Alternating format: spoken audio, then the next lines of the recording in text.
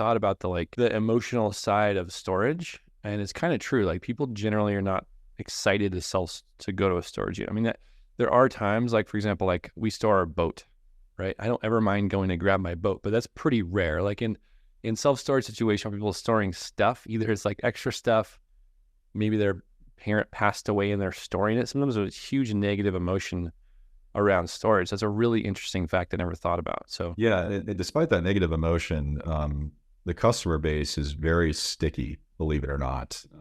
no, I've heard that. I mean, people store and they never think about it again. Yeah, I mean, we study this deeply within our portfolio, and one recent example, and these deals are a lot more recent, but our Fund 3 deals, we haven't owned them this long, of course, but over 50% of our customers have been there for over 3 years.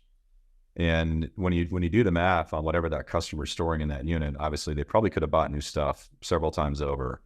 I'll indulge you in a brief, somewhat meaningless story, but I'll be quick here. We own our office building in Denver, and we did on the ground floor. It's a 2-story industrial building. We did the office upstairs, and we put about 100 storage units downstairs, and it was a way to just kind of offset our overhead. And it wasn't really a storage facility. It didn't look like one. We don't have any partners in this deal aside from, myself and my 2 partners, but like, let's do this. Let's offset our overhead. We had some homeless issues and it was kind of a distraction. So we decided to close it down and put an industrial tenant there. But I had 2 storage units myself down there. And it was like, old bikes. I never get rid of my old skis. So I have like 12 pairs of skis, golf clubs, camping gear, seasonal gear, some like you're like describing a Colorado garage right now. Yes, exactly. Yes. Some family heirloom furniture. So it's all stuff that, whatever reason I don't want to get rid of, but I also can't have it in my house. So I got another storage unit 2 blocks away in a building we don't own when we closed down our storage units downstairs. And I was like, all right, I'm going to, within a month or 2, I'm going to find the time to go over here. I'm going to bring some stuff to my sisters. I'm going to, donate the old skis. I'm going to get this thing cleaned out. Over a year later, after 2 rate increases, I'm still paying on that storage unit $300 a month. And I have not found the time to get over there and get my stuff out. It hits my MX every month on the 1st. It annoys me for 5 minutes. I'm like, I got to do something about that. That is the average storage consumer. Just out of sight, out of mind, don't want to deal with their stuff.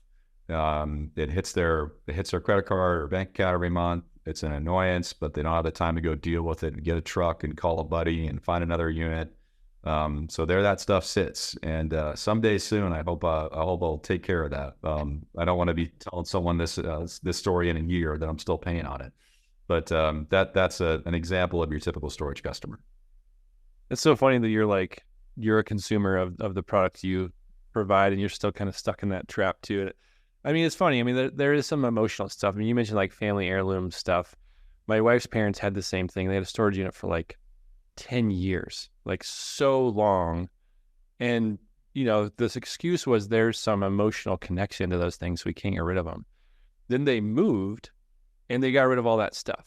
They didn't keep any of it. As far as I'm concerned. I mean, I really don't think they did, right? So now they're in San Diego, no storage unit. They kind of went through and got rid of everything, and they were like, man, we paid 10 years of storage in Northern California, which I can imagine was probably $500 a month, Not cheap, yeah. So like that happens all the time. It's super interesting, and it's funny that you guys do the research. Obviously you should, because you're in it so deep, but I'm not surprised by that whatsoever. It's just so common. My parents had a storage unit when I was a kid. I didn't think anything of it. It was just part of like growing up. We go over there on occasion, dig out a box spring or whatever, and then never think about it again.